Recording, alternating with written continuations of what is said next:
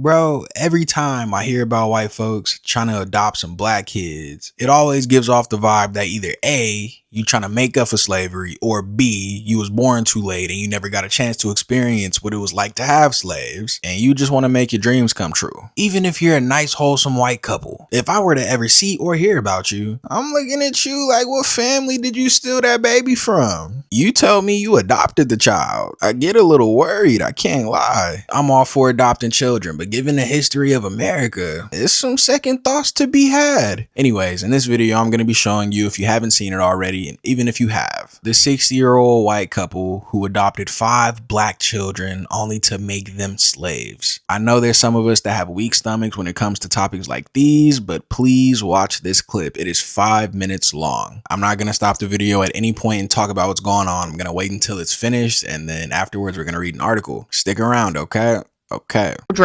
Lance and Whitefeather kept motion-activated Arlo cameras on the children, one in the shed on the 14-year-old boy and 16-year-old girl, and one in a room upstairs with no bed, only a tarp floor that stayed on the 9-year-old girl and 11-year-old boy. The video showed a daily routine of waking up early and being forced to stand with hands on head, unable to change or shower, receiving only peanut butter sandwiches to eat before going back to bed on the floor. In the shed, the teens used a camper toilet, holding a sheet up for each other to shield the other from the camera. Lieutenant Pyle said she first began hearing about this in August before the shed discovery, but testified could never quite get a hold of a CPS worker to follow up. There was a contact made with a worker once, but there was no further contact to coordinate going and making a visit to the residence together. The jury saw days of video the Arlo cameras saved, including the moments deputies busted in the door on the shed on October 2nd. You're okay. You're not in trouble. You're okay. The children were turned over to Child Protective Services, and when Lance and Whitefeather got back with 2 of the children that night, they were later arrested.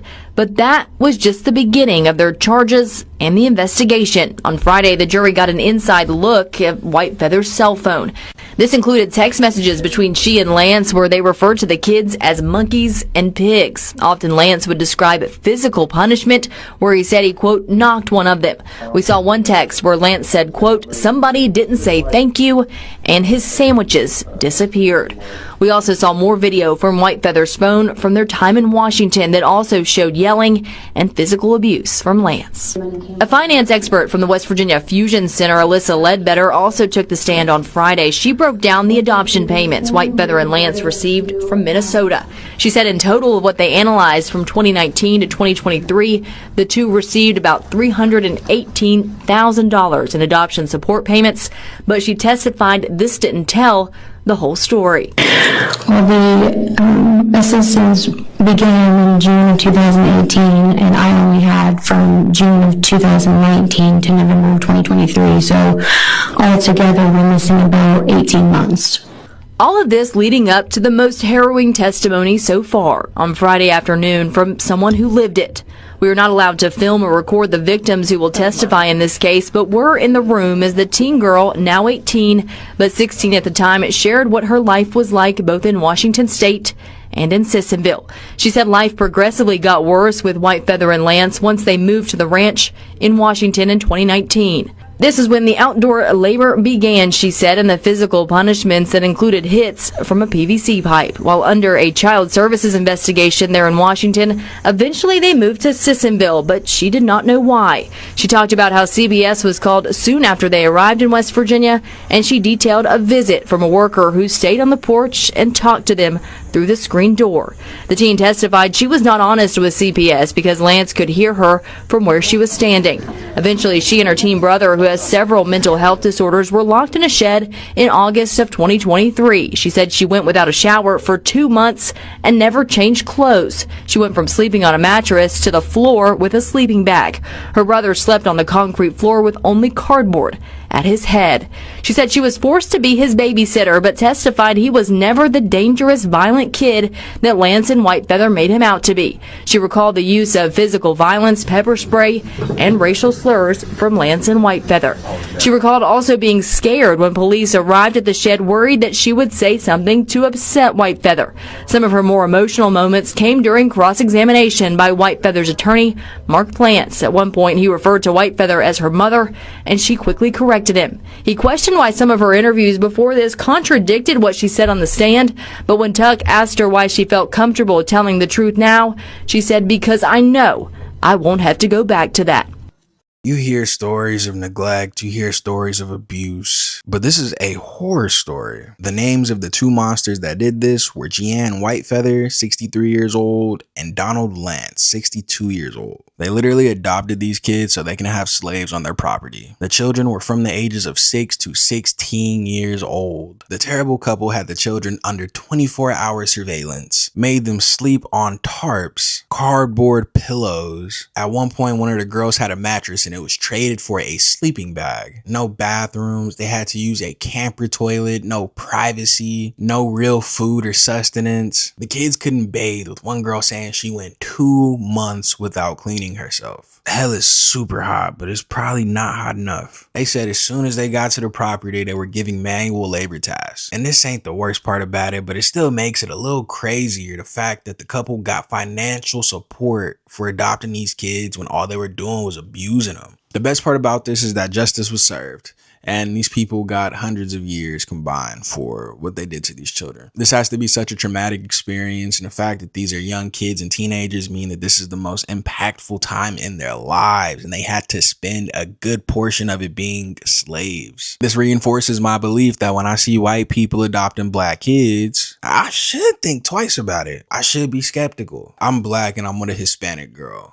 If we go adopting kids, more than likely, I'm going to be looking for one, a black kid, either a Hispanic kid, probably by request of my lady, or a kid who's a mixture of both. That's not because fuck every other kid, but I feel like that's natural, right? I'm black, so I'm more inclined to want to take care of a black kid. My girl's Hispanic. She may be more inclined to want to take care of a Hispanic kid if she's adopting. Or get a mix of both to simulate, more of a normal family unit between the both of us. You know what I'm saying? Say the kid was outside with us and we wanted to mitigate the chances of that kid being recognized as not both of ours, it becoming a talking point. Save the kids some stress, especially on a chance that we were to adopt a really young kid, like a toddler, a baby that grows up and they're learning about their life. They're not completely understanding their life. But all that to say, I would try and keep as much connection between me and the child as possible. And that's not to say that you can't adopt outside of your race or the race of your partner. It's just that my inclination would be towards that. I know people that have been adopted that are not from the same race or ethnic background of the people that adopted them. And they've had happy lives. They live successful lives. They feel loved by their adopted parents and they wouldn't trade them for the world. That still doesn't change that I feel like it's your first inclination to want to adopt a child that looks like you. I could be completely wrong, but to me,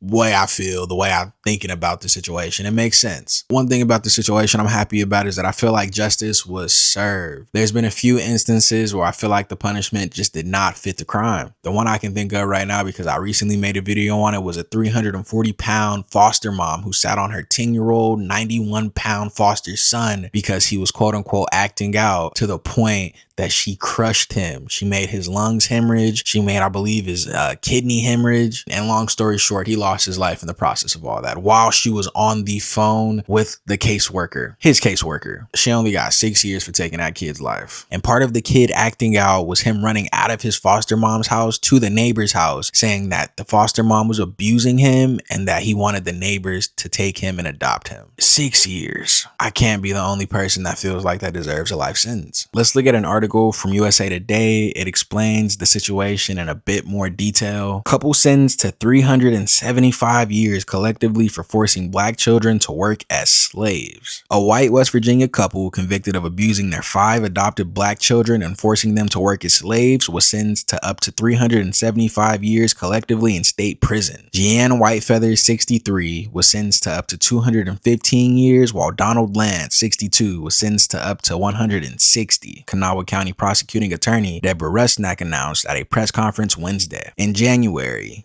A jury convicted Whitefeather of human trafficking of a minor child, violation of civil rights, use of a minor child in forced labor, gross child neglect by a parent, creating a substantial risk of serious bodily injury, and child abuse by a parent causing bodily injury, the prosecutor's office said in a press release. Lance was convicted of human trafficking of a minor child, use of minor child in forced labor, child neglect, creating a substantial risk of serious bodily injury or death, and child abuse resulting in bodily injury. They each have to pay $280,000 in restitution as well, Resnack announced Wednesday, adding that the sentencing ensures that neither of these defendants will ever breathe free air again.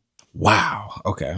Kanawha County Circuit Judge Mary Claire Akers previously said that the case alleged human trafficking, human rights violation, and the use of forced labor, according to the West Virginia Metro News. Human rights violation specific to the fact that these children were targeted because of their race and they were used basically as slaves from what the indictment alleges, Akers said. Reports: children were adopted in Washington, then moved to West Virginia. Whitefeather, Lance, and the 5 children previously lived in Washington. All 5 children were homeschooled in October 2023, according to the station. At the time, the children were 6, 9, 11, 14, and 16, reported by WCHS TV. The couple was first charged after somebody called the Kanawha County Sheriff's Office at 5:46 p.m. on October 2nd, 2023. The caller asked deputies to come to a home in Sissonville, about 16 miles north of Charleston, the Sheriff's Office said in a news release. Deputies broke into a shed on the property where they found a 14-year-old and a 16-year-old locked inside a 20 by 14-foot room. The children had no way of getting out on their own, no running water, no bathrooms, and had been denied hygienic care, the Sheriff's Office said. In a small residence, the deputies found a small child locked inside alone. The child was in a loft that was 15 feet high, the Sheriff's Office said. Citing a criminal complaint and the 911 caller, WCHS TV reported that the children were locked in the shed for days at a time. The caller also told deputies they'd seen Lance open the door to the shed, talk to the children, and then close the door, locking them inside. The caller said the children were forced to do farm work and not allowed inside the home. Citing the criminal complaint, WCHS TV reported the teens had dirty clothes and body odor. A deputy also testified and said there was a concrete floor, a pan on the tarp that the children used as a bathroom, and a table and chair. Inside, the teens had no bedding, no air conditioning, and only a loaf of bread and cups of warm water. No caretakers or parents were at home when authorities first showed up, but eventually Lance and Whitefeather showed up, the Sheriff's Office said.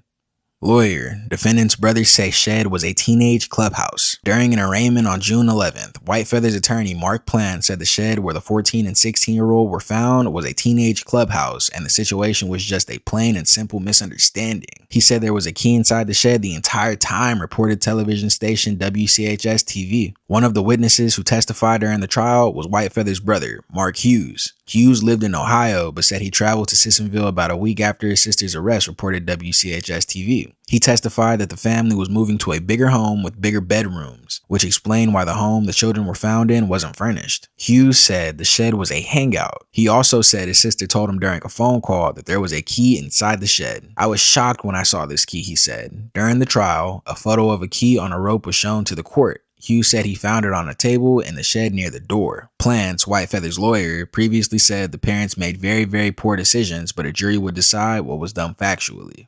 Restitution will cover medical treatment for 5 children. When asked about the couple paying the children $280,000 in restitution, Assistant Prosecuting Attorney Chris Krivoniak said the children may need counseling or medical treatment in the future. We tried to run numbers that were reasonable based on circumstances, but we took the cost of a visit to the doctor and assumed a certain number per year over a period of years, and that's how we came up with the number, he said. Assistant Prosecuting Attorney Madison Tuck spoke Wednesday and said she became an assistant prosecutor to help children. I am so grateful for the opportunity to work with the children in this case, she said. They are so wonderful, so smart, so funny. They are going to do amazing things in this world, and I'm so grateful to be a part of getting some semblance of justice for them after they experienced all of this. According to WCHS TV, the oldest child testified during the trial and had a request for Whitefeather's lawyer, who referred to Whitefeather as the teen's mother. Don't call her my mother, please, the teen said. That's my only request to you. Her name is Jeanne or Miss Whitefeather, she said. Please and thank you. If you're wondering too, West Virginia abolished the unaliving penalty in 1965. I feel like that's the golden ticket out of here in this situation anyway, especially being they are going to prison where child abusers are not protected. Maybe some skinheads that had a back, if anything. I would hope that skinheads don't even tolerate this type of demonic activity, but I don't know. This is a really horrible situation. Taking advantage of the adoption process, targeting young black children in order to abuse them in the foulest ways. One of the scariest things about this is that eventually those children were going to become adults, given that they weren't unalived in this process. But if the children were to reach adulthood, what was the couple planning to do? I understand there's a power dynamic in this, and there's a huge fear factor that would probably keep the children quiet as well as keep them attached to the couple because they don't know anything else. They were far from being given tools to navigate the world around them. Were they going to take their lives at the end of all this? It's really still a strong possibility that at least one of them, the oldest one, would probably go and try and snitch, you know? Putting yourself in the couple's shoes, how did they feel comfortable navigating this? I start thinking of crazy things, and these people were actually crazy enough to make child slaves. I can only imagine the things that they would do. Are there no wellness checks when it comes to adopting kids? Is there no responsibility like this for adoption social workers? Sure, justice was served, but the fact that these kids could even end up in this type of situation, is there no protocol whatsoever to avoid situations like this? Very worrisome stuff. Either way, I guess justice was served. The couple will be spending their last moments in prison, taking their last breaths in prison, and the children have a new start. I assume that they would have to go through the adoption process again, and they may not all get relocated together, but they do have an opportunity for a better life now, and a few of them have even said that they are in better homes. So it all worked out in the end, but to go through all this just to get a chance at life, I'm blessed, dog. Best of luck to the children. This is definitely a traumatizing experience. I hope it is something that does not hold them back. And this is one of those